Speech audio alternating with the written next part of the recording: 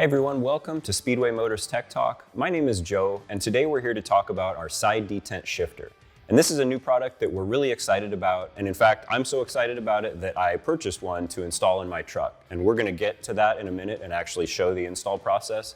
But first we're gonna talk about what it is. This is the shifter mechanism, and you'll notice that there's no shift lever coming off of it with a lockout button. The lockout is in fact in a gate plate that's in the bottom of this shifter, and then there's a deep spring loaded mechanism in here that allows for really positive shifts without having the button. And what that does, of course, is it opens the door to aftermarket manual transmission shift levers, or any shift lever that you want for that matter. And then you don't have to worry about having the lockout button on the knob. So you can do any of these, any knob that you want. A lot of these are available from Speedway Motors. So you can really kind of blend one into the interior of your car and make it look like a 60s accessory, or you can put just anything that you want to on here. It kind of opens up the door to creativity for the builder.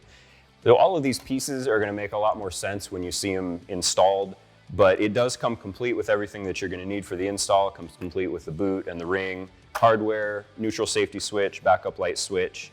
And with all that said, I guess we better get to work. So this is my trusty old 69 C10 truck, and I've been driving it around for like 15 years with a sloppy column shifter. And I've always wanted to do a floor shift, but never really liked the available options. So that's why I'm excited about this one, because I can use the shift arm that I want and kind of make it look the way I want it to. The first step in the instructions is to mount the shifter to the floor. I'm going to start by removing the stock column shift mechanism, and then we'll go from there.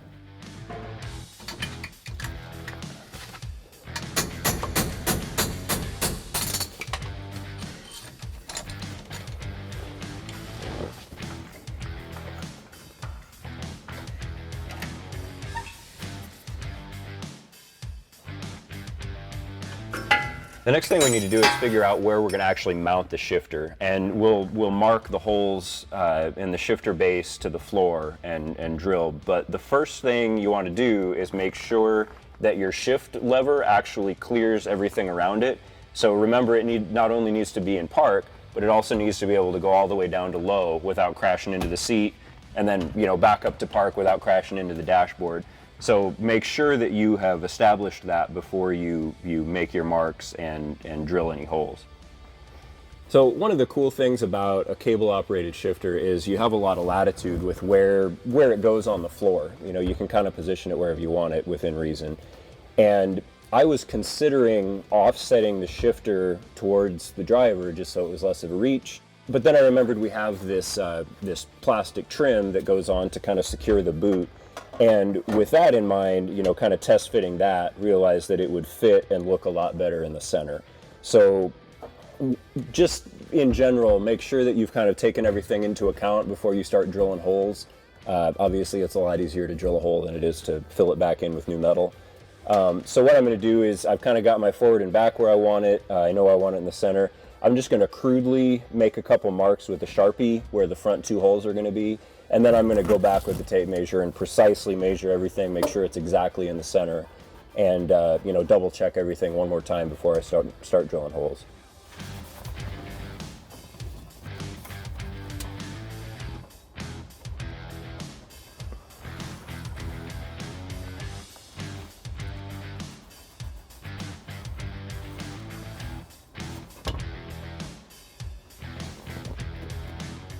I'm going to mark the center line of this base plate so that I can reference that relative to the center line that I've drawn on the floor. And this process will be different on every car. Just the main point is to make sure that you've got it where you want it before you start drilling any holes. Okay, now that we've got it exactly where we want it, side to side and front to back, I'm going to scribe where these front holes are going to go.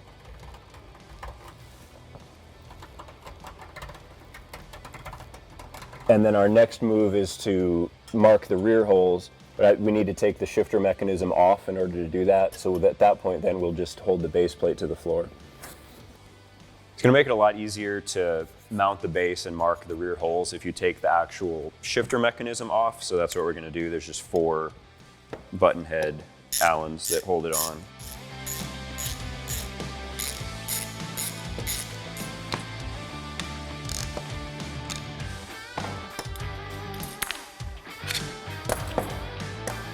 Okay, now we mark the rear holes, mount the base, and we're ready to roll. Now that we've got the shifter itself taken off of the base, it makes it easier for us to mark these back holes. And now we're ready to drill. This should go without saying, but make sure before you drill through your floor that you've checked to make sure there isn't anything below it that you don't want to drill through. You know, whatever, fuel lines, transmission, cooler lines, anything, just always worth a double check. We're drilling 5/16 holes. These are 5/16 fasteners that we're going to use. I just pre-drilled with a little drill because it makes it easier to make sure you're right in the center. All right, while we're drilling holes, our next step is to figure out where the cable is going to pass through the floor. So we're just going to kind of mock it up here in the base. See how it's going to be oriented here. And you don't want the cable, obviously, to make any bends that are too sharp because it'll get all bound up. So we're going to put the hole up here because it'll still be covered by that black plastic base. So I'm just going to make a note, make a mark here. Go through like so. And also, it's worth remembering when you're planning how this cable is going to run, what's going on underneath the floor. You need to make sure the cable stays away from the exhaust, it stays away from anything that's going to cut it, or like e-brake cables that are going to interfere with it. So just make sure you have a plan before you drill a hole, because it's going to be a fairly big hole. It's got to be big enough for this end to pass through. So I'm going to use like a 3/4 hole saw. So big hole to put in your floor, make sure that it's exactly where you want it.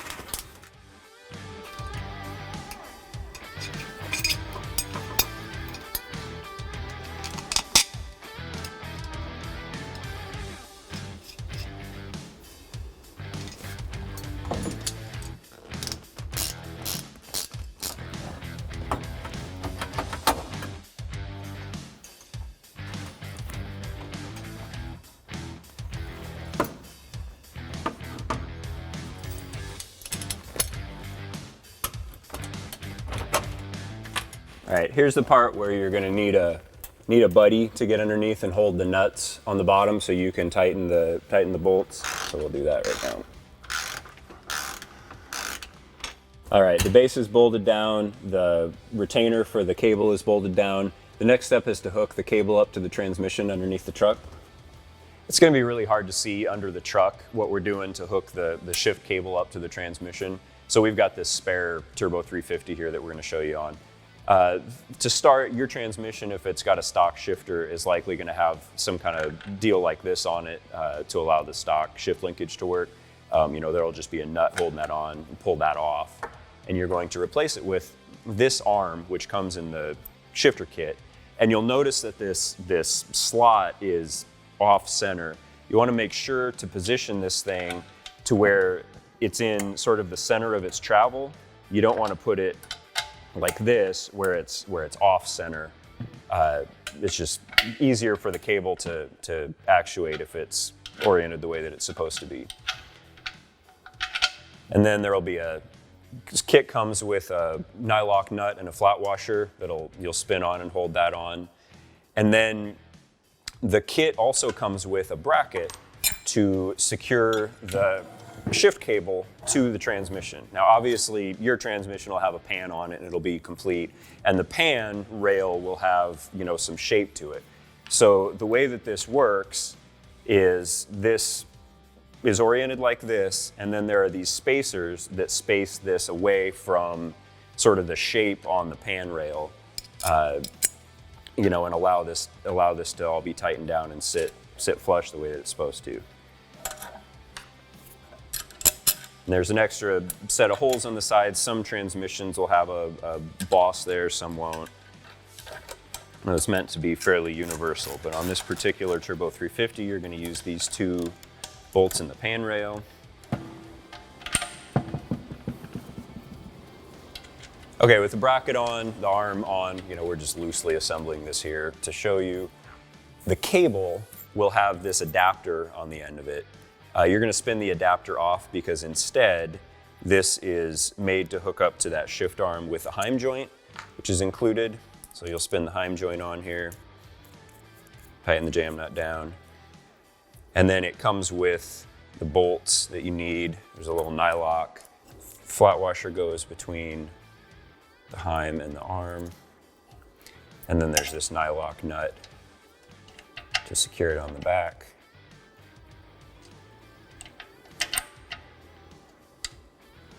And then this part is pretty self-explanatory. The nuts and locking washers go on either side of the bracket, and there you have it. All right, the cable's all hooked up. Now we're gonna reattach our shifter to the base. First thing I'm gonna do is hook the cable to the shifter itself. There's a little cotter pin that'll have to go through here to retain it.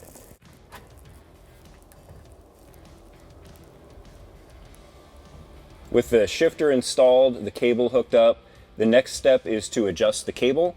So what you'll do is put the shifter in park. Underneath the car, you'll want the shift arm on the transmission in park, and then you'll want to align that heim joint on the end of the cable to where it perfectly aligns with the hole in the shift arm, and you'll get there by adjusting the jam nuts on the cable itself.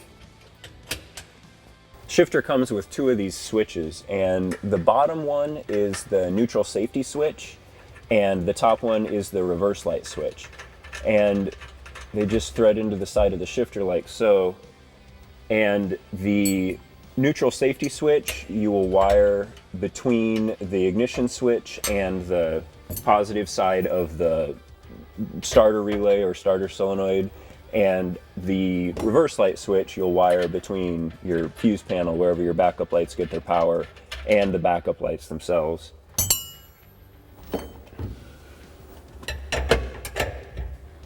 Make sure they're good and tight.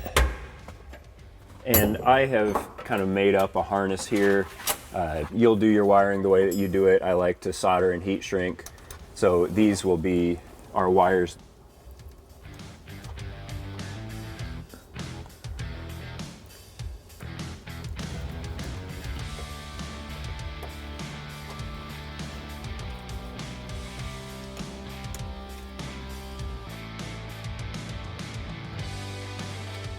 Our next move is to install this cover flange, and this will just attach to the floor with some sheet metal screws and serve as a mount for this base, as well as serve as a mount for the boot that's going to cover all of this up. So we're going to just pre-drill these holes before we put the sheet metal screws through the floor.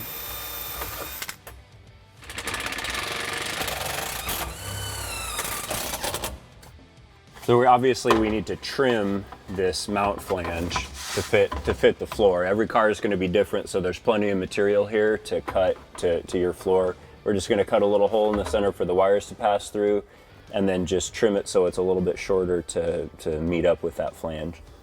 I'm lucky here because this section of floor that I'm mounting this to is pretty flat, so I've just measured, and this is about an inch. This flange is about an inch off the floor, so I'm going to start making my preliminary cuts to that plastic piece so that it's just a little more than an inch off the floor, and then I'll kind of fine tune it once we get it close.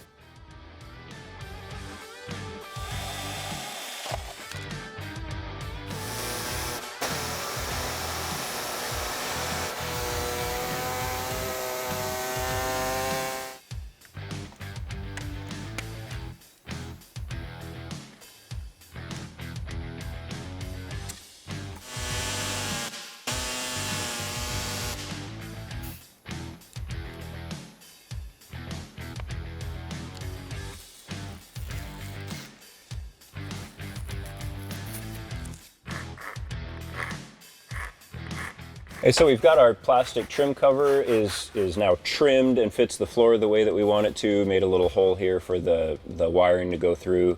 Normally this would be where you would put the carpet down over this and secure then the boot on top of it.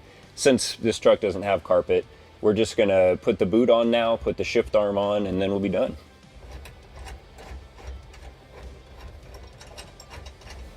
All right, and with the shifter arm on, this is a good chance to kind of test it and to check the preload on the shifter mechanism. And what I mean by that is there's a spring in here with a little set screw to adjust it and a jam nut. And so obviously a short lever where you don't have a ton of leverage, you're going to want a lighter tension against the gate than a big long lever like this where you have a ton of leverage. You're going to want to crank up the pressure a little bit so it holds the shifter against the gate plate and functions the way that it's supposed to. So we're going to adjust this now just kind of by feel to our liking, and as we drive it around, if we need to readjust, we sure can.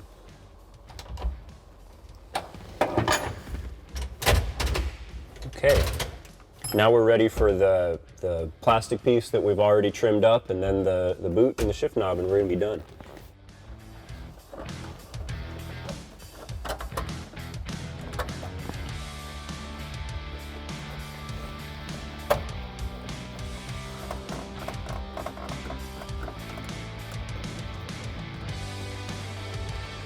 Like we mentioned before, one of the really cool things about this shifter setup is that you can run whatever handle you want and run whatever knob you want. We talked about some cool knobs that we sell here at Speedway Motors. This is a funky old Hurst T-handle that I've had laying around forever, and I'm gonna run that on this truck because it's kind of a funky old truck, and I think it's gonna look cool.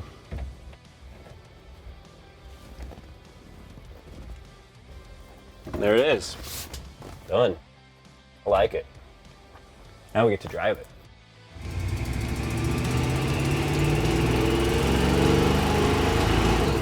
Well, that wraps it up. I'm really happy to have this in here. It's really fun to kind of slap shift it. The detent works out really great. It's a lot more positive than the sloppy old column shifter was. And I think it looks a lot cooler. You know, it kind of has a muscle car hot rod look with a floor shifter rather than an old column shifter. So install was pretty easy. You know, as always, if you have any questions when you get around to doing yours, feel free to give us a call. And thanks for watching.